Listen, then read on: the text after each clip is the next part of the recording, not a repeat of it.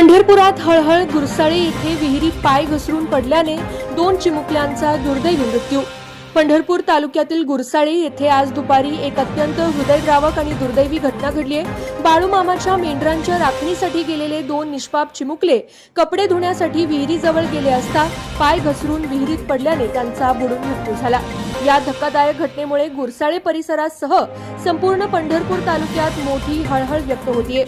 मिळालेल्या माहितीनुसार पंढरपूर तालुक्यातील गुरसाळे येथे मागील आठवड्यापासून संत बाळूमामाच्या मेंढरांचं वास्तव्य आहे। या मेंढरांच्या दर्शनासाठी आणि राखणीसाठी बाळूमामाचे अनेक भक्त मोठ्या संख्येने गुरसाळे परिसरात आले होते।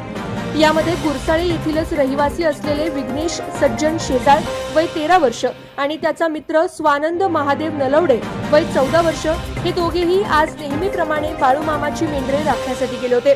भर दुपारी कडक उन्हाच्या वेळी हे दोन्ही मित्र एका शेतातील विहिरीजवळ कपडे धुण्यासाठी गेले होते। मात्र कपडे धुवत असताना अचानक त्यांचा पाय घसरला आणि ते दोघेही खोल विहिरीच्या पाण्यात पडले। पाणी खोल असल्याने या दोघांचाही पाण्यात गुदमरून दुर्दैवी अंत झाला। दोन्ही मुलं बराच वेळ झाली तरी परतली नाहीत। हे लक्षात आल्यानंतर परिसरातील इतर मेंढपाळांनी त्यांचा शोध सुरू केला। बराच वेळ शोध घेतला असता अखेर दोन्ही चिमुकल्यांचे मृतदेह पाण्याबाहेर काढण्यात यश आलं। या घटनेची माहिती मिळताच परिसरात एकच खळबळ उडाली असून मृत मुलांच्या कुटुंबियांवर दुःखाचा डोंगर कोसळलाय। 2 उमलत्या वयाच्या मुलांचा असा अचानक आणि दुर्दैवी अंत झाल्याने गुरसाळे